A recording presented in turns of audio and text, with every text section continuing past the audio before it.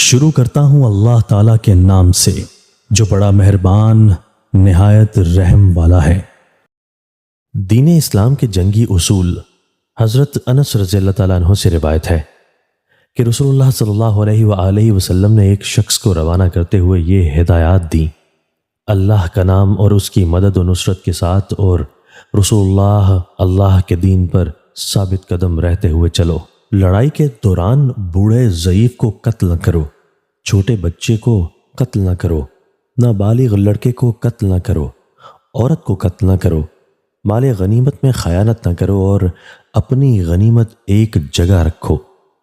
آپس میں اصلاح و حسن و سلوک کا معاملہ رکھو، نیکی اور احسان کا معاملہ کرتے رہو، یقیناً نیکوکار لوگ ہی اللہ کو پسند ہیں۔ دنیاوی تکالیف پر عظیم اجر و ثواب۔